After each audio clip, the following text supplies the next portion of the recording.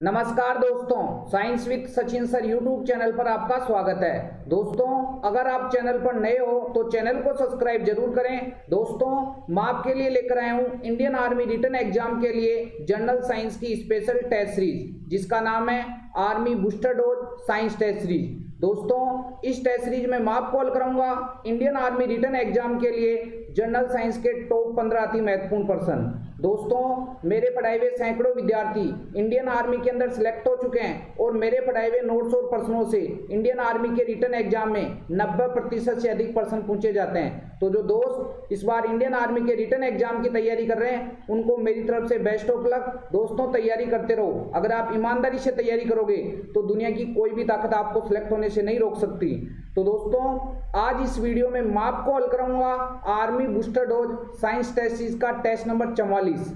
जिन विद्यार्थियों ने army booster dose science test series के पिछले 43 टेस्ट के वीडियो नहीं देखे हैं तो नीचे डिस्क्रिप्शन बॉक्स में लिंक दिए हुए हैं, वहां जाकर जरूर देखें। दोस्तों, ये प्रश्न आपकी आने वाली इंडियन आर्मी रिटन एग्जाम के लिए काफी इंपॉर्टेंट है। और दोस्तों, इन प्रश्नों के बाहर कुछ भी नहीं आएगा। जो भी मेरे प्यारे भावी फौजी इंडियन आर्मी के रिटन एग्जाम की तैयारी करें, इन सभी प्रश्नों को लिखें और बार बार रिविजन लगाएं। दोस्तों, मेरा यही उद्देश्य है कि जो भी मेरा प्यारा भावी फौजी इंडियन आर्मी के रिटन एग्जाम की तैयारी कर रहा है, उसका साइंस के अंदर एक भी प्रश्न गलत नहीं होना चाहिए और किसी भी प्यारे भावी फौजी का साइंस की वजह से सिलेक्शन नहीं रुकना चाहिए। तो दोस्तों, स्टार्ट करते हैं army booster dose science test series का टेस्ट नंबर 43 का फर्स्ट धमाकेदार वाला प्रश्न।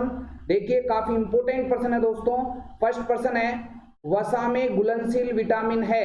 ऑप्शन देखते हैं, थायमीन, एस्कोर्बिकमल, रेटिनोल, इनमें से कोई नहीं। तो दोस्तों, आपकी जानकारी के लिए मैं बता देता हूं, जो विटामिन होते हैं दोस्तों, ये मुख्यतः दो प्रकार के होते हैं। विटामिन मुख्यतः कितने प्रकार के रहे? दो प्रकार के। देखिए कौन कौन से होते हैं, सारे आपको मैं बता देता हूं। देखो, यही याद करा देता हूं। एक तो होते हैं दोस्तों वसा में घुलनशील विटामिन। अरे कौन से? वसा में घुलनशील विटामिन। ठीक है, काफी इंपोर्टेंट बात है। विटामिन दो प्रकार के, एक तो वसा में घुलनशील और एक होते हैं दोस्तों किसमें? जल में घुलनशील विटामिन। ठीक है, जल में घुलनशील विटामिन। अब मैंने आपको क्या बताया कि विटामिन दो तरह के होते हैं, एक वसा में घुलनशील और एक जल में घुलनशील। वसा में घुलनशील होते हैं KEDA। अरे जिसको क्या बोला जाता है?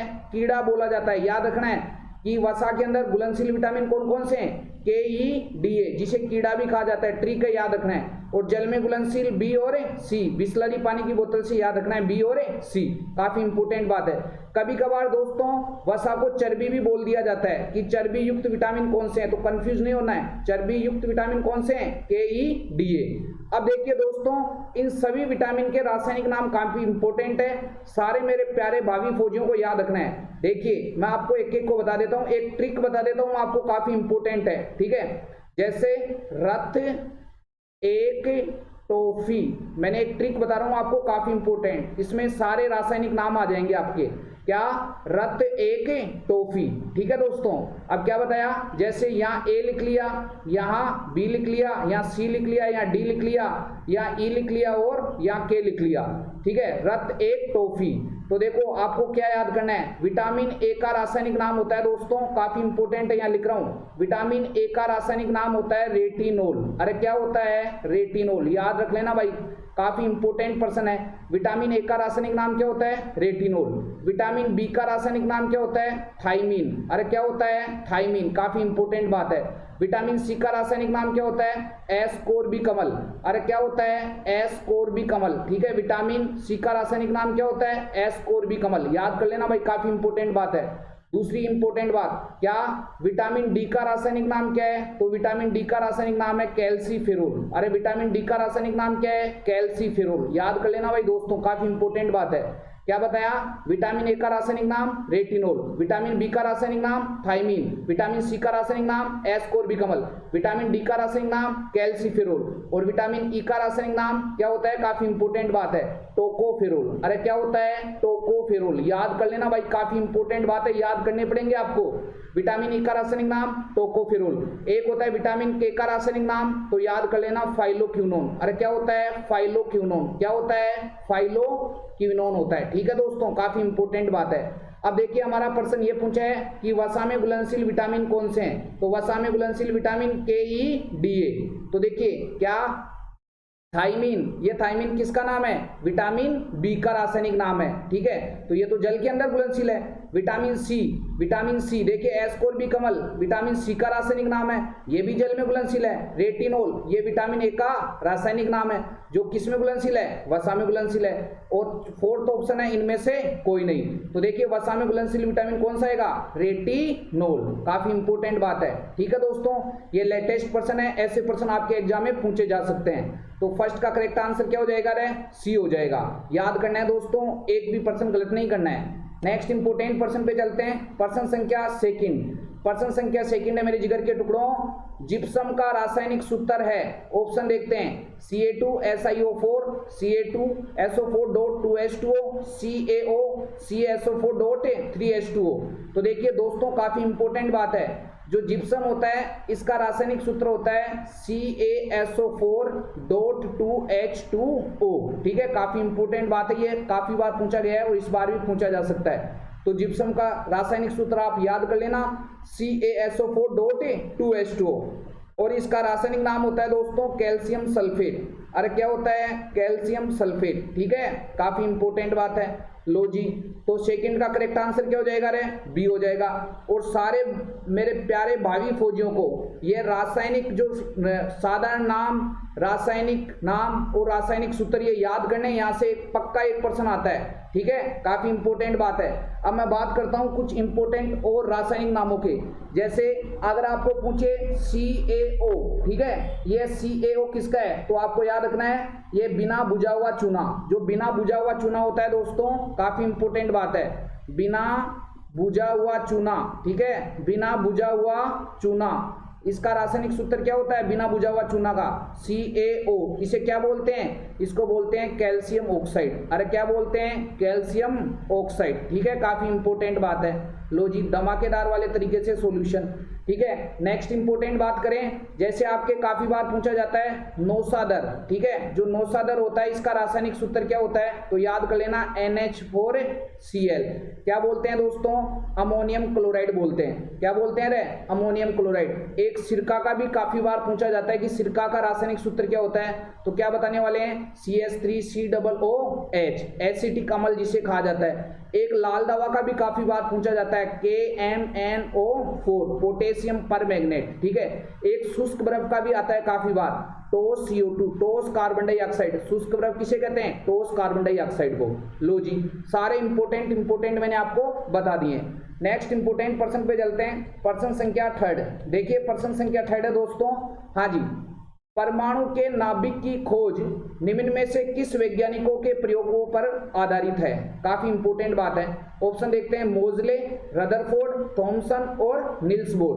दोस्तों ये प्रश्न हमारे को ये पूछा जा रहा है कि परमाणु के नाभिक की खोज निम्न में से किस वैज्ञानिकों के प्रयोगों पर आधारित है? तो दोस्तों आपने सुना होगा कि रदरफोर्ड ने एल्फा प्रकीर्ण प्रयोग किया था। एल्फा प्रकीर्ण प्रयोग किया था, ठीक है। एल्फा प्रकीर्ण प्रयोग किसने किया था दोस्तों? रदरफोर्ड ने। और आपको यह भी याद रखना है कि एल्फा प्रकीर्ण प्रयोग की सहायता से रदरफोर्ड ने किसकी खोज की थी रे? नाभिक की खोज की थी, ठीक है। काफी इंपोर्टेंट बात है। तो परमाणु के नाभिक की खोज किस वैज्ञानिक पर आधारित है? किस वैज्ञानिक के प्रयोग पर आधारित है? तो क्या बताएंगे?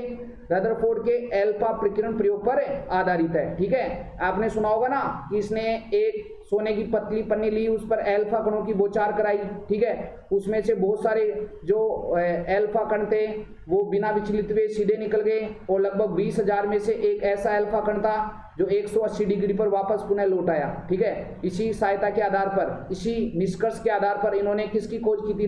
नाभिक की खोज की थी, ठीक है। काफी इंपोर्टेंट बात है। तो थर्ड का करेक्ट आंसर क्या हो जाएगा? बी हो जाएगा। और ये भी याद रखना है कि जो परमाणु का नाभिक है ये दो कणों से मिलकर बना होता है, प्रोटॉन और न्यूट्रॉन से। काफी इंपोर्टेंट बात है। परमाणु का जो नाभिक है वो किन कणों से मिलकर बना होता है? प्रोटॉन और न्यूट्रॉन से। काफी इंपोर्टेंट बात है। नेक्स्ट इंपोर्टेंट प्रश्न पे चलते हैं। प्रश्न संख्या 4, देखिए प्रश्न संख्या 4 है जंग का रासायनिक सूत्र है। ऑप्शन देखते हैं Fe2O3, Fe, FeO, SO4 काफी इंपोर्टेंट पर्सन है दोस्तों, स्टार लगा लेना इसके, ठीक है, याद करना है भाई सबको। जंग का रासायनिक सूत्र होता है दोस्तों Fe2O3, जिसे क्या बोला जाता है, इसको फेरिक ऑक्साइड भी बोला जाता है, इसे क्या बोला जाता है रे, फेरिक ऑक्साइड भी बोला जाता है, और इसे आयरन ऑक्साइड भी बोला जाता है, इसे क्या बोला जाता है, आयरन ऑक्साइड भी बोला जाता है, ठीक है दोस्तों, याद करना है, काफी इंपोर्टेंट बात है। जंग का रासायनिक सूत्र होता है Fe2O3, ठीक है, इसे फेरिक ऑक्साइड या आयरन ऑक्साइड भी कहा जाता है। कैसे, मैं समझा देता हूं। जैसे जो लोहा होता है, बिना पेंट किया हुआ लोहा, अगर आप उसको खुले के अंदर रख दोगे तो देखिए वायुमंडल के अंदर क्या होती है, ऑक्सीजन होती है, और क्या होती है, जलवाष्प होती है H2O, ठीक है। तो ये जो आयरन है ये ऑक्सीजन और जलवाष्प से क्रिया करके क्या बनाएगा, Fe2O3.XH2O, ठीक है। ये Fe2O3 यही क्या है, जंग है, जिसे फेरिक ऑक्साइड या आयरन ऑक्साइड भी कहा जाता है। तो 4 का करेक्ट आंसर क्या हो जाएगा रे, ए हो जाएगा दोस्तों, धमाकेदार वाला पर्सन, ठीक है। नेक्स्ट इंपोर्टेंट पर्सन पे चलते हैं, पर्सन संख्या 5। पर्सन संख्या 5 पे मेरे जिगर के टुकड़ों, हाँ जी, निम्न में से भौतिक परिवर्तन है, ऑप्शन देखते हैं, दूध का दही बनना, सेब काटने पर भूरा होना, बर्फ पिघलना और जंग लगना। तो निम्न में से भौतिक परिवर्तन कौन सा है, देखिए दूध का दही बनना, ये कौन सा परिवर्तन है दोस्तों, याद कर लेना, ये रासायनिक परिवर्तन का उदाहरण है। अरे कौन से परिवर्तन का उदाहरण है, रासायनिक परिवर्तन का उदाहरण है। सेब काटने पर भूरा होना, ये भी कौन से परिवर्तन का उदाहरण है, ये भी रासायनिक परिवर्तन का उदाहरण है, ठीक है, काफी इंपोर्टेंट बात है। लो जी, बर्फ का पिघलना, ये कौन सा परिवर्तन है दोस्तों, ये भौतिक परिवर्तन है। अरे बर्फ का पिघलना कौन सा परिवर्तन है, भौतिक परिवर्तन है, ठीक है। जबकि जंग लगना, ये कौन सा परिवर्तन है, ये रासायनिक परिवर्तन का उदाहरण है। अरे कौन से परिवर्तन का उदाहरण है, रासायनिक परिवर्तन का उदाहरण है, ठीक है। हमारा प्रश्न हमारे को ये पूछा है कि निम्न में से भौतिक परिवर्तन कौन सा है, बर्फ का पिघलना। तो 5 का करेक्ट आंसर क्या हो जाएगा रे, सी हो जाएगा, ठीक है। और देखिए काफी इंपोर्टेंट बात, क्या, जैसे दूध का दही बनना, ये काफी फेवरेट एग्जाम्पल है भौतिक और रासायनिक परिवर्तन का। दूध का दही बनना कौन सा परिवर्तन है, रासायनिक परिवर्तन, ठीक है। और दूध से रिलेटेड बहुत सारे प्रश्न आपके एग्जाम में पूछे जाते हैं, क्या, जैसे दूध का पीएच मान 6.4, दूध में कौन सी शर्करा, लैक्टोज शर्करा पाई जाती है। अरे दूध में कौन सी शर्करा, लैक्टोज शर्करा पाई जाती है। एग्जाम में पूछता है कि बताइए दूध में मीठापन का कारण क्या है, लैक्टोज शर्करा, ठीक है। और ये भी याद कर लेना कि दूध को दही में परिवर्तित करने वाला जीवाणु कौन सा है, याद कर लेना भाई, काफी इंपोर्टेंट है। दूध को दही में परिवर्तित करने वाला जीवाणु है दोस्तों लैक्टोबैसिलस। अरे कौन सा बैसिलस है, लैक्टोबैसिलस, ठीक है, काफी इंपोर्टेंट बात है। दूध को दही में परिवर्तित करने वाला जीवाणु लैक्टोबैसिलस। और ये भी याद कर लेना, दूध में कौन सी प्रोटीन पाई जाती है, केसिन प्रोटीन पाई जाती है। दूध में कौन सी प्रोटीन, केसिन। और ये भी याद कर लेना, दूध में कौन सा विटामिन नहीं पाया जाता, विटामिन सी नहीं पाया जाता, ठीक है, काफी इंपोर्टेंट बात है। और ये भी याद कर लेना कि दूध की शुद्धता मापने के लिए एक उपकरण काम में लेते हैं, उसका नाम क्या है, लैक्टोमीटर। और कौन सा उपकरण लेते हैं, लैक्टोमीटर। काफी बार पूछा गया है कि दूध की शुद्धता मापने के लिए कौन सा उपकरण काम में लिया जाता है, लैक्टोमीटर। लो जी, नेक्स्ट इंपोर्टेंट पर्सन पे चलते हैं, पर्सन संख्या 6। पर्सन संख्या 6 है, सतीश धवन अंतरिक्ष के अंदर स्थित है। ऑप्शन देखते हैं, श्री हरिकोटा, अहमदाबाद, हैदराबाद, देहरादून। तो दोस्तों आपको याद रखना है कि जो सतीश धवन अंतरिक्ष के अंदर है, ये श्री हरिकोटा आंध्र प्रदेश में स्थित है, ठीक है, काफी इंपोर्टेंट बात है। तो 6 का करेक्ट आंसर क्या हो जाएगा रे, ए हो जाएगा। लो जी, धमाकेदार वाले तरीके से सॉल्यूशन। दोस्तों इन सभी प्रश्नों को लिखना है और बार बार रिवीजन लगाना है। दोस्तों मेरे पढ़ाए हुए 400 से अधिक विद्यार्थी इंडियन आर्मी के अंदर सिलेक्ट हो चुके हैं, और आर्मी का ऐसा कोई ट्रेड नहीं है जिसमें मेरे से पढ़ा हुआ कोई विद्यार्थी सिलेक्ट नहीं हुआ हो। तो दोस्तों इस बार अच्छे से मौका है आपके पास, अच्छे से तैयारी करो। और दोस्तों मैं आपसे वादा करता हूं इस लाइव प्लेटफॉर्म पर कि साइंस का एक भी प्रश्न आपका गलत नहीं होने दूंगा। सभी प्रश्नों को लिखें और बार बार रिवीजन लगाएं। इसके अलावा साइंस में आपको कहीं पर भी कुछ भी पढ़ने की आवश्यकता नहीं है, ठीक है दोस्तों। तो इन सभी प्रश्नों को लिखना है और बार बार रिवीजन लगाना है। और जो दोस्त चैनल पर नए हैं वह चैनल को भी सब्सक्राइब करें, जिससे आने वाले न्यू वीडियो के बारे में आपको नोटिफिकेशन प्राप्त हो सके। और दोस्तों वीडियो को ज्यादा से ज्यादा फैलाओ ईमानदारी से। दोस्तों एक ग्रुप के अंदर सारे बच्चों को एक ग्रुप के अंदर इस वीडियो को शेयर जरूर करना है, ठीक है दोस्तों। तो नेक्स्ट इंपोर्टेंट है, देखिए पर्सन संख्या 7, टंगस्टन की परमाणु संख्या क्या है। काफी इंपोर्टेंट पर्सन है, ठीक है। टंगस्टन की परमाणु संख्या क्या है, ऑप्शन देखते हैं 80, 92, 76 और 82। तो दोस्तों इस प्रश्न का सॉल्यूशन मैं आपको डिटेल से देता हूं। देखिए टंगस्टन का प्रतीक होता है W और इसकी परमाणु संख्या या इसका परमाणु क्रमांक होता है 76। अरे कितना होता है, 76 होता है, ठीक है। तो टंगस्टन की परमाणु संख्या कितनी है, 74, तो 7 का करेक्ट आंसर क्या हो जाएगा रे? सी हो जाएगा। ठीक है, अब देखिए कुछ इंपोर्टेंट, जैसे 80 है, काफी इंपोर्टेंट बात है। तो 80 आपने सुना होगा, जो क्या होता है, इसको थोड़ा सा मैं मिटा देता हूं। ठीक है, आपको याद रखना है कि टंगस्टन की परमाणु संख्या या परमाणु क्रमांक कितना होता है? 76 होता है। और आपको यह भी याद रखना है, क्या याद रखना है, क्या कि जो टंगस्टन होता है इसका प्रतीक W होता है। देखिए आपने सुना होगा पारा या मरकरी, ऐसे प्रश्न आने लगे दोस्तों आजकल। पारा या जो मरकरी होता है दोस्तों, पारा या मरकरी, इसका प्रतीक होता है Hg। पारा या मरकरी का प्रतीक क्या होता है? Hg। और इसकी जो परमाणु संख्या या परमाणु क्रमांक होता है वो कितना होता है? 80 होता है। इसका Z कितना होता है? 80 होता है। क्यों सर Z क्यों लिखा? Z दोस्तों परमाणु क्रमांक को प्रदर्शित करता है। तो याद रखना है, पारा या मरकरी या Hg का परमाणु क्रमांक कितना होता है? 80 होता है। और पारा या मरकरी का प्रतीक क्या होता है? Hg। और ये भी याद रख लेना, काफी इंपोर्टेंट, कि जो पारा या मरकरी है ये एक कौन सी धातु है? द्रव धातु है। ठीक है, लिक्विड मेटल है। काफी इंपोर्टेंट है, काफी बार पूछा गया है कि द्रव धातु कौन सी है? पारा या मरकरी। एक प्रश्न और आता है, पारा या मरकरी की अधिकता से कौन सा रोग होता है? तो दोस्तों आपको याद करना है मिनी माता रोग। पारा या मरकरी की अधिकता से कौन सा रोग होता है? मिनी माता रोग होता है। काफी इंपोर्टेंट बात है। और ये और याद कर लेना, पारा या मरकरी का एक अयस्क होता है, उसका नाम क्या है? सिनेबार। अरे क्या नाम है? सिनेबार। लो जी, धमाकेदार वाले तरीके से सॉल्यूशन। नेक्स्ट आपने सुना होगा दोस्तों यूरेनियम, काफी इंपोर्टेंट बात है यूरेनियम। ठीक है, जो यूरेनियम है इसकी परमाणु क्रमांक कितना होता है? 92। और यूरेनियम का प्रतीक क्या होता है? U। याद कर लेना, काफी इंपोर्टेंट बात, यूरेनियम का प्रतीक U। और यूरेनियम की परमाणु संख्या या परमाणु क्रमांक 92 होता है, 92 होता है। ठीक है, नेक्स्ट इंपोर्टेंट, टंगस्टन का पता ही है, टंगस्टन का प्रतीक W होता है और इसका परमाणु क्रमांक कितना होता है? 76 होता है, जो कि हमारे को प्रश्न में पूछा गया है। और ये भी याद कर लेना, सर्वाधिक गलनांक वाली धातु कौन सी होती है? सर्वाधिक गलनांक वाली धातु होती है दोस्तों टंगस्टन। काफी इंपोर्टेंट बात है, सर्वाधिक गलनांक वाली धातु कौन सी होती है? टंगस्टन होती है। और विद्युत बल्ब का जो फिलामेंट होता है, ठीक है, विद्युत बल्ब का जो फिलामेंट होता है वो किस धातु का बना होता है? टंगस्टन धातु का बना होता है। काफी इंपोर्टेंट बात है। ठीक है दोस्तों, नेक्स्ट इंपोर्टेंट बात है 82। देखिए आपने सुना होगा Pb। ठीक है, Pb लेड या सीसा, लेड या सीसा। ठीक है, ये काफी बार आया हुआ प्रश्न है कि लेड या सीसा का प्रतीक बताओ, तो क्या बताएंगे? Pb। और लेड या सीसा का परमाणु क्रमांक कितना होता है? तो आपको याद रखना है 82, 82। ठीक है, काफी इंपोर्टेंट बात है दोस्तों। और ये भी याद कर लेना, लेड या सीसा का एक अयस्क होता है जिसका नाम है गेलेना। अरे क्या है? गेलेना। ठीक है, काफी इंपोर्टेंट है, काफी बार पूछे गए हैं। तो दोस्तों इन प्रश्नों के बाहर कुछ भी नहीं आएगा, इन सभी प्रश्नों को लिखें और बार बार रिविजन लगाएं। चलते हैं नेक्स्ट प्रश्न पे, प्रश्न संख्या 8। देखिए प्रश्न संख्या 8 है दोस्तों। हाँ जी, प्रश्न संख्या 8 है मेरे जिगर के टुकड़ों, गलघोंटू किस रोग का अन्य नाम है? ऑप्शन देखते हैं, रेबीज, प्लेग, डेंगू और डिप्थीरिया। तो गलघोंटू किस रोग का अन्य नाम है? देखिए मैं आपको इस प्रश्न का सॉल्यूशन डिटेल से दे देता हूं, माहौल के साथ, धमाकेदार तरीके से। देखिए रेबीज रोग का अन्य नाम है हाइड्रोफोबिया। अरे क्या नाम है? हाइड्रोफोबिया। याद कर लेना मेरे प्यारे भावी फौजियों। हाँ जी, देखिए लपेट दिया है, समेट दिया है और पेल दिया है। क्या पेला मैंने? कि हाइड्रोफोबिया किस रोग का अन्य नाम है? रेबीज का। कभी भूलना भी मत भाई जिंदगी में कि हाइड्रोफोबिया किस रोग का अन्य नाम है? रेबीज का। ठीक है, हाइड्रोफोबिया का मतलब होता है जल से डर। अरे किससे डर? जल से डर। लो जी संभालो। नेक्स्ट प्लेग, प्लेग को बोलते हैं काली मौत। ठीक है, काफी बार पूछा गया काली मौत, इंग्लिश में क्या बोलते हैं? Black death. आपको पूछेगा काली मौत किस रोग का नाम है, तो क्या बताएंगे? प्लेग बताएंगे। नेक्स्ट डेंगू, इसे बोला जाता है हड्डी तोड़ बुखार।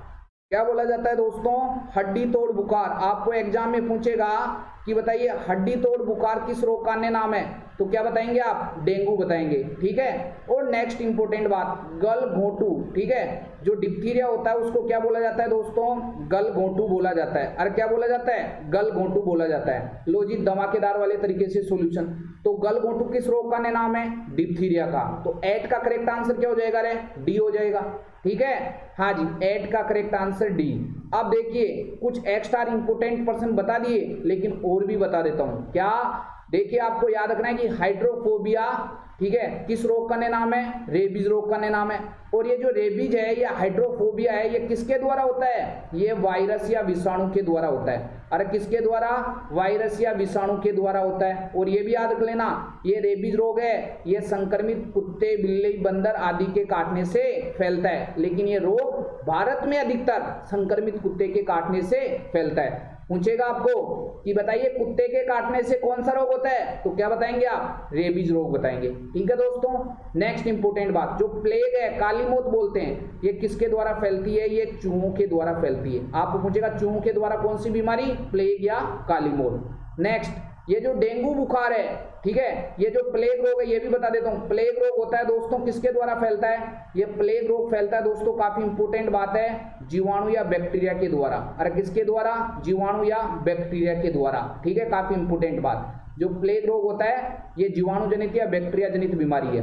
नेक्स्ट, डेंगू रोग, ये वायरस जनित रोग है। अरे कौन सा रोग है? वायरस जनित रोग। और ये भी याद कर लेना क्या कि डेंगू रोग में किसकी संख्या कम हो जाती है? प्लेटलेट्स की संख्या कम हो जाती है। और ये धमाकेदार वाला प्रश्न, क्या कि डेंगू रोग मादा एडीज इजिप्टाई मच्छर के काटने से फैलता है। लो जी, धमाकेदार वाले तरीके से सॉल्यूशन क्या बताया रहा है? मादा एडीज इजिप्टाई मच्छर काटने से कौन सा रोग? डेंगू रोग हो जाता है। ठीक है, काफी इंपोर्टेंट बात। ये डिप्थीरिया, ये एक जीवाणु या बैक्टीरिया के द्वारा होने वाला रोग है। ठीक है, काफी इंपोर्टेंट बात है। लो जी, धमाकेदार वाले तरीके से सॉल्यूशन लपेट दिया, समेट दिया और पेल दिया मैंने सारे इंपोर्टेंट पर्सन। लो जी, नेक्स्ट इंपोर्टेंट पर्सन पे चलते हैं। पर्सन संख्या 9। पर्सन संख्या 9 है मेरे जिगर के टुकड़ों, निम्न में से कौन सा रासायनिक परिवर्तन का उदाहरण है? ऑप्शन देखते हैं। जल का उबलना, लोहे का छड़ का गर्म होना, वाष्प का संघनन और अंडे का उबलना। तो दोस्तों आपको याद रखना है, जल का उबलना कौन सा परिवर्तन है रे? भौतिक परिवर्तन है। अरे कौन सा परिवर्तन है? भौतिक परिवर्तन है। कौन सा परिवर्तन? भौतिक परिवर्तन। लोहे का छड़ का गर्म होना, ये भी कौन सा परिवर्तन है? भौतिक परिवर्तन है। ठीक है, काफी इंपोर्टेंट बात है। लो जी, नेक्स्ट, वाष्प का संघनन, ये भी कौन सा परिवर्तन है? भौतिक परिवर्तन है। ठीक है, हाँ जी। नेक्स्ट बताइए, नेक्स्ट है अंडे का उबलना, ये कौन सा परिवर्तन है दोस्तों?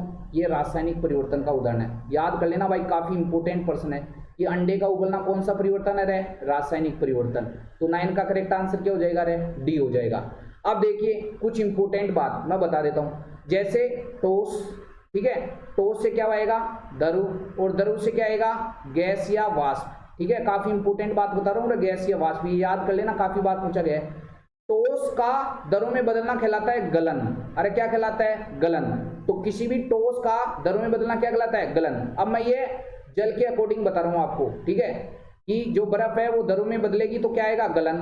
दरों का गैस में बदलना या वाष्प में बदलना क्या कहलाता है? वाष्पन। अरे क्या बोलाता है? वाष्पन। ठीक है, और गैस या गैस का वापस, गैस या वाष्प का वापस दरों में बदलना, यह कहलाता है संघनन, कंडेंसेशन बोलते हैं। काफी बार पूछा गया आपकी आर्मी के अंदर कि किसी गैस या वाष्प का वापस दरों में बदलना क्या कहलाता है?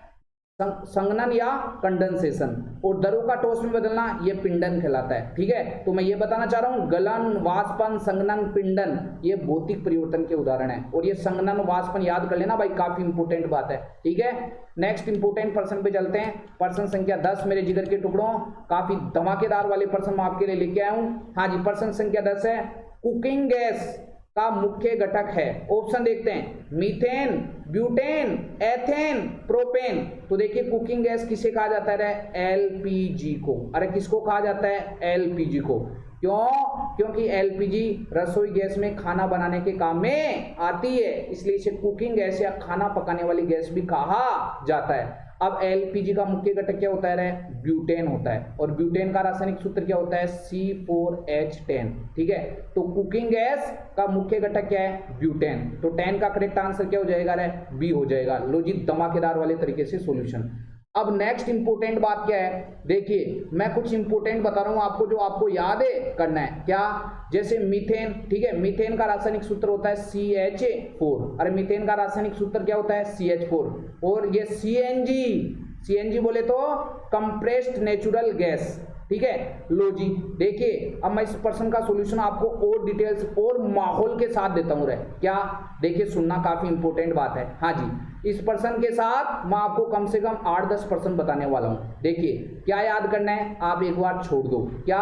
हाँ जी देखिए, एक होता है एलपीजी, इसको बोलते हैं लिक्विड पेट्रोलियम गैस, और हिंदी में बोलते हैं द्रवित पेट्रोलियम गैस। याद करना है भाई, काफी इंपोर्टेंट बात है। क्या एलपीजी का पूरा नाम लिक्विड पेट्रोलियम गैस या द्रवित पेट्रोलियम गैस। और ये भी याद करना है कि एलपीजी का मुख्य घटक क्या होता है, ब्यूटेन होता है। क्या होता है रे, ब्यूटेन होता है। काफी इंपोर्टेंट बात है, ठीक है। और एक होता है सीएनजी, कंप्रेस्ड नेचुरल गैस, इसको बोलते हैं संपीड़ित प्राकृतिक गैस। क्या बोलते हैं दोस्तों, संपीड़ित प्राकृतिक गैस, ठीक है। ये काफी बार पूछा गया है। और जो संपीड़ित प्राकृतिक गैस है सीएनजी है, इसका मुख्य घटक होता है दोस्तों मीथेन, जिसका रासायनिक सूत्र होता है CH4। अरे क्या होता है, CH4। लो जी धमाकेदार वाले तरीके से सॉल्यूशन। तो ये तो याद रखना है कि एलपीजी द्रवित petroleum gas, liquid petroleum gas, और एलपीजी का मुख्य घटक मीथेन, ठीक है। एलपीजी का मुख्य घटक होता है ब्यूटेन, और सीएनजी का मुख्य घटक मीथेन, और सीएनजी का पूरा नाम संपीड़ित प्राकृतिक गैस, ठीक है।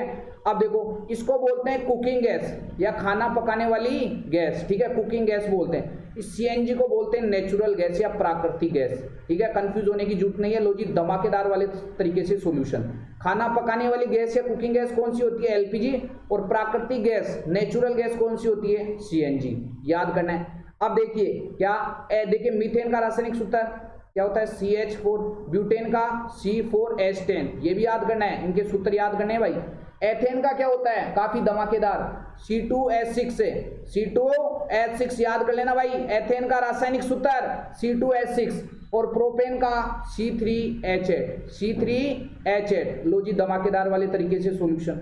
एक भी प्रश्न गलत नहीं होने दूंगा साइंस के अंदर आपका। मीथेन का रासायनिक सूत्र CH4, ब्यूटेन का C4H10, एथेन का C2H6, प्रोपेन का C3H8। लिख लेना भाई। नेक्स्ट इंपोर्टेंट प्रश्न संख्या 11।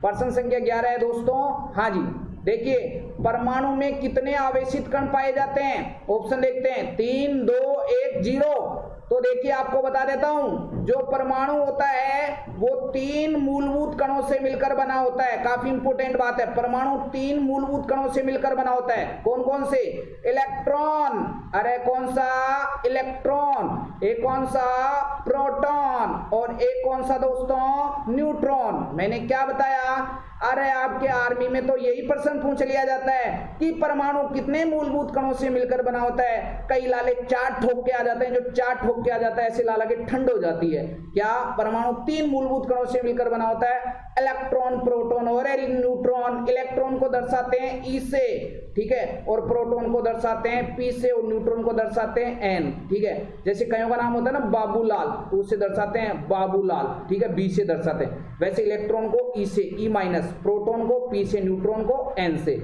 अरे इलेक्ट्रॉन है ना, वो ऋणावेशित कण होता है, मतलब इस पर किस प्रकार का आवेश पाया जाता है, ऋणावेशित, नेगेटिव चार्ज। और प्रोटॉन कैसा होता है, धनावेशित, मतलब इस पर हाँ जी पॉजिटिव चार्ज होता है, धनावेशित कण होता है। न्यूट्रॉन पर किसी प्रकार का कोई आवेश नहीं होता दोस्तों, ठीक है। तो हमारा प्रश्न ये पूछा गया है कि परमाणु में कितने आवेशित कण, मतलब ऐसे परमाणु के अंदर कौन से कण है जिन पर आवेश पाया जाता है, 2 ही है, इलेक्ट्रॉन और प्रोटॉन। इलेक्ट्रॉन पर ऋणावेशित और प्रोटॉन पर धनावेशित। न्यूट्रॉन पर तो किसी प्रकार का कोई आवेश ही नहीं है। तो कितने आएंगे रे, इलेक्ट्रॉन और प्रोटॉन, ठीक है। तो कितने कण हो गए, 2। तो 11वीं का करेक्ट आंसर क्या हो जाएगा रे, बी हो जाएगा। ये प्रश्न पिछली शिखर भर्ती में पूछा गया था, और बहुत सारे लालाओं की ठंड हुई थी, ठीक है। बहुत सारे लाला 3 ठोक के आ गए, बोला गुरुजी 3 ठोक के आ गए, वो अब क्या हो गया, बस ठोक के आ गया तो ठंड भी हो गई, ठीक है। तो प्रश्न को ध्यान से पढ़ना है। कई जो स्टूडेंट है ना बहुत अच्छी मेहनत करते हैं, तो मेहनत के साथ साथ दोस्तों आप प्रश्न को आराम से पढ़ा करो, ठीक है। कोई जल्दीबाजी नहीं है, अगर आराम से पढ़ोगे तो आपका प्रश्न सही हो जाएगा। और साइंस के अंदर तो एक भी प्रश्न मैं गलत नहीं होने दूंगा दोस्तों। हाँ जी, तो आपको याद रखना है इलेक्ट्रॉन, प्रोटॉन और न्यूट्रॉन। और थोड़ा सा रिवीजन और लगा देते हैं, इलेक्ट्रॉन की खोज जे थॉमसन, अरे इलेक्ट्रॉन की खोज जे थॉमसन, प्रोटॉन की खोज गोल्डस्टीन या रदरफोर्ड, गोल्डस्टीन या रदरफोर्ड, और न्यूट्रॉन की खोज जेम्स चैडविक। अरे कौन सा चैडविक रहे, जेम्स चैडविक। लो जी पेल दिया मैंने सारे प्रश्न, ठीक है, याद करना है भाई। नेक्स्ट इंपोर्टेंट प्रश्न पे चलते हैं। प्रश्न संख्या 12 देखिए, लो जी, प्रश्न संख्या 12 घंटा धातु। और कौन सी धातु? घंटा धातु। इंग्लिश में क्या बोलते हैं? Bell metal. घंटा धातु मिश्रण है, किसका मिश्रण है भाई? घंटा धातु, ठीक है। अरे घंटा धातु होती है बेल मेटल, ठीक है। स्कूलों में आपने बजाया ना बेल मेटल, वो घंटा धातु होती है। हाँ जी, ऑप्शन देखते हैं, तांबा जस्ता, तांबा टिन, तांबा जस्ता टिन, लोहा निकिल और क्रोमियम। तो देखिए आपकी जानकारी के लिए बता देता हूं, ये घंटा धातु एक प्रकार की मिश्र धातु है जिसको इंग्लिश में बोला जाता है अलॉय। अरे क्या बोला जाता है? अलॉय। आपकी जानकारी के लिए भी बता देता हूं, जो मिश्र धातु या अलॉय होती है, यह दो या दो से अधिक धातुओं के मिश्रण से बनती है। अगर दो धातुएं आपस में मिलकर एक मिश्रण का निर्माण करती है, उसको क्या बोलते हैं? मिश्र धातु या अलॉय बोलते हैं। काफी इंपोर्टेंट बात है भाई, ठीक है। तो आपको बताइए, जो घंटा धातु या बेल मेटल है, ये किससे मिलकर बनी होती है? आपको पता होना चाहिए दोस्तों, ये मिलकर बनी होती है तांबा प्लस टिन से। तो 12वीं का करेक्ट आंसर क्या हो जाएगा? ए। तांबे का प्रतीक क्या होता है? Cu और टिन का Sn। और ये भी बता देता हूं जानकारी के लिए, लगभग 78%, ठीक है, 78% तांबा होता है और लगभग 28% टिन होता है। किसमें? घंटा धातु में। तो घंटा धातु किससे? Cu प्लस Sn, ठीक है। बोले तो तांबा प्लस टिन से मिलकर बनी होती है। अब ये सर तांबा या जस्ता, ये किससे मिलकर बना होता है? तो दोस्तों तांबा और जस्ता आपस में मिलकर किसका निर्माण करते रहे? पीतल का, ठीक है। पीतल, तांबा और जस्ता, ठीक है। तांबा, जस्ता और टीन, काफी इंपोर्टेंट बात है, ये किसका निर्माण करते हैं? गन मेटल का। किसका? गन मेटल, ठीक है। आपको याद रखना है, गन मेटल किन धातुओं का मिश्रण होती है? तांबा, जस्ता और टीन। लोहा, निकिल और क्रोमियम, ये काफी इंपोर्टेंट बात है भाई साहब, याद कर लेना। ये किस मिश्र धातु का निर्माण करते हैं? नाइक्रोम मिश्र धातु का निर्माण करते हैं, ठीक है। धमाकेदार वाले प्रश्न। नाइक्रोम मिश्र धातु किनका मिश्रण होती है? लोहा, निकिल और क्रोमियम। और नाइक्रोम मिश्र धातु से ही हीटर के तार बनाए जाते हैं। और किसके तार? हीटर के तार बनाए जाते हैं। काफी बार आया हुआ प्रश्न है, हीटर के तार किस मिश्र धातु के बनाए जाते हैं? नाइक्रोम मिश्र धातु के। और नाइक्रोम मिश्र धातु किसका मिश्रण? लोहा, निकिल और क्रोमियम। गन मेटल किन धातुओं का मिश्रण? तांबा, जस्ता और टीन। प्रतीक तो याद है ना, Cu plus Zn plus Sn। लो जी, धमाकेदार वाले तरीके से सॉल्यूशन। और पीतल, तांबा और जस्ता। और घंटा धातु या बेल मेटल, तांबा और टीन, ठीक है दोस्तों। काफी इंपोर्टेंट बात। तो 12वीं का करेक्ट आंसर क्या हो जाएगा? ए हो जाएगा। नेक्स्ट इंपोर्टेंट प्रश्न पे चलते हैं दोस्तों। प्रश्न संख्या 13 है, RH कारक की खोज की। ऑप्शन देखते हैं, हक्सले, लैंडस्टीनर व वीनर, डार्विन और मेंडल। तो दोस्तों आपको याद रखना है, RH कारक किससे संबंधित है? रक्त से संबंधित है, ब्लड से, ठीक है। काफी इंपोर्टेंट बात है। और RH कारक की खोज किसने की थी? लैंडस्टीनर तथा वीनर ने। काफी इंपोर्टेंट बात है। तो 13वीं का करेक्ट आंसर क्या हो जाएगा? बी। और किसमें की थी? मक्काकारीसस नामक बंदर में। कौन से बंदर में रहे? मक्काकारीसस नामक बंदर में। ये काफी इंपोर्टेंट बात है, ठीक है। और ये भी याद रखना, रक्त परिसंचन तंत्र की खोज किसने की रहे? विलियम हार्वे ने, ठीक है। काफी इंपोर्टेंट बात है। रक्त परिसंचन तंत्र की खोज किसने की? विलियम हार्वे ने। और रक्त समूह की खोज किसने की? कोल लैंडस्टीनर ने। रक्त समूह की खोज किसने की रहे? कोल लैंडस्टीनर ने, ठीक है। काफी इंपोर्टेंट बात है भाई, धमाकेदार वाले तरीके से सारे प्रश्न मैंने पेल दिए हैं। नेक्स्ट इंपोर्टेंट प्रश्न संख्या 14 देखिए, काफी इंपोर्टेंट प्रश्न मैं आपके लिए लेके आया हूं। सेफ्टी लैंप के आविष्कारक हैं, काफी धमाकेदार वाला प्रश्न है। गुटेनबर्ग, पार्किंस, हेम्फ्री डेवी और जेम्स वाट। तो दोस्तों आपको याद रखना है कि सेफ्टी लैंप के आविष्कारक कौन है? हेम्फ्री डेवी, ठीक है। तो 14वीं का करेक्ट आंसर क्या हो जाएगा? सी हो जाएगा। और ये खोजों से रिलेटेड एक प्रश्न जरूर आता है, इसका वीडियो आपको जरूर मिलेगा दोस्तों, क्योंकि खोजों से रिलेटेड एक प्रश्न आता है, वो गलत नहीं करना। आसान सा नंबर है, आसान सी खोज आती है, तो गलत तो होने नहीं दूंगा, ठीक है। तो सेफ्टी लैंप के आविष्कारक कौन है? हेम्फ्री डेवी, ठीक है। अब मैं कुछ महत्वपूर्ण खोजें आपसे पूछता हूं, देखते हैं किस किस को कुछ इंपोर्टेंट आती है कि नहीं आती है। जैसे अगर आपको पूछे क्या कि पोजिट्रॉन की खोज किसने की, ठीक है। पोजिट्रॉन की खोज किसने की, तो काफी बार पूछा जाता है कि पोजिट्रॉन की खोज किसने की। तो आपको याद रखना है, पोजिट्रॉन की खोज की थी एंडरसन ने। अरे किसने की थी? एंडरसन ने। काफी इंपोर्टेंट बात है, पोजिट्रॉन की खोज किसने की? एंडरसन ने की, ठीक है। इलेक्ट्रॉन की तो पता है ना, जे थॉमसन। प्रोटॉन की कौन है? गोल्डस्टीन। और न्यूट्रॉन की खोज किसने की? जेम्स चैडविक ने, ठीक है। सारे इंपोर्टेंट प्रश्न है दोस्तों, एक भी प्रश्न आपका गलत है नहीं होना चाहिए साइंस के अंदर। और इन सभी प्रश्नों को लिखो और बार बार रिवीजन लगाओ, ठीक है दोस्तों। जैसे अगर बात करें मैसोन कणों की खोज किसने की, तो क्या बताएंगे, मैसोन कणों की खोज की थी युकावा ने। मैसोन कणों की खोज किसने की दोस्तों, युकावा ने की थी, ठीक है, काफी इंपोर्टेंट बात है। नेक्स्ट इंपोर्टेंट खोज एक और बता देता हूं आपको, काफी इंपोर्टेंट, ठीक है। जैसे अगर आपको पूछे काफी इंपोर्टेंट बात कि रेडियो की खोज किसने की, तो आप क्या बताएंगे, रेडियो की खोज मार्कोनी ने। रेडियो की खोज किसने की थी रे, मार्कोनी ने। किसने की थी, मार्कोनी ने, ठीक है। फेसबुक का जनक भी आपको पूछा जाता है कि फेसबुक का जनक कौन है, तो आप क्या बताएंगे, मार्क जकरबर्ग। मार्क जकरबर्ग, ठीक है, मार्क जकरबर्ग ये फेसबुक का जनक है, ठीक है। ये काफी इंपोर्टेंट बात है। लो जी, धमाकेदार वाले तरीके से सॉल्यूशन, ठीक है। अब आप सारे भाई लोग नेक्स्ट इंपोर्टेंट प्रश्न पे चलो। प्रश्न संख्या 15, हाँ जी, प्रश्न संख्या 15 है दोस्तों, क्या, देखिए, पृष्ठ तनाव का एसआई मात्रक होता है। ऑप्शन देखते हैं, न्यूटन इंटू सेकेंड, न्यूटन बटा मीटर, ओम इंटू मीटर और टेस्ला। काफी इंपोर्टेंट प्रश्न है भाई, आंसर दे दो फटाफट। पृष्ठ तनाव, सरफेस टेंशन, ठीक है, पृष्ठ तनाव का एसआई मात्रक क्या होता है, देखते हैं किस किस का जवाब सही आता है। तो पृष्ठ तनाव का एसआई मात्रक होता है दोस्तों न्यूटन बटा मीटर, ठीक है। तो 15 का करेक्ट आंसर क्या हो जाएगा रे, बी हो जाएगा, ठीक है। और आपको याद रखना है दोस्तों, मात्रक से रिलेटेड एक प्रश्न आपके एग्जाम में जरूर पूछा जाता है। इन सभी प्रश्नों को आप लिखें और बार बार रिवीजन लगाएं।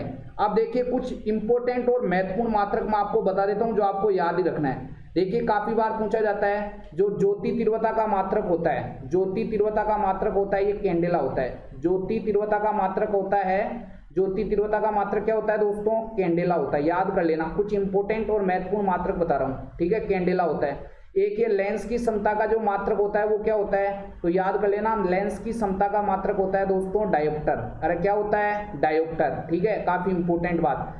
और आपको याद रखना है, ओम इंटू मीटर ये किसका मात्रक होता है, विशिष्ट प्रतिरोध का। अरे किसका, विशिष्ट प्रतिरोध का मात्रक क्या होता है, ओम इंटू मीटर, ठीक है, काफी इंपोर्टेंट बात। और प्रतिरोध का मात्रक क्या होता है दोस्तों, ओम होता है। प्रतिरोध का मात्रक क्या होता है रे, ओम होता है, ठीक है, काफी इंपोर्टेंट बात। लो जी, धमाकेदार वाले तरीके से सॉल्यूशन, हाँ जी। और ये चुंबकीय क्षेत्र की तीव्रता, इसका मात्रक क्या होता है, टेस्ला। ये टेस्ला किसका मात्रक है, चुंबकीय क्षेत्र की तीव्रता का, ठीक है, चुंबकीय क्षेत्र की तीव्रता, ठीक है, काफी इंपोर्टेंट बात है। लो जी, तो दोस्तों आज मैंने इस वीडियो में आपको हल कराया army booster dose science test series का टेस्ट नंबर 44।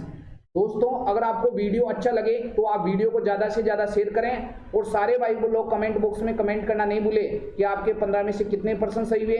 और दोस्तों मेरा यही उद्देश्य है कि आपका साइंस के अंदर एक भी % गलत नहीं होना चाहिए। तो दोस्तों इन सभी प्रश्नों का आप रिवीजन लगाएं और मिलते हैं नेक्स्ट वीडियो में। तब तक के लिए जय हिंद, जय भारत।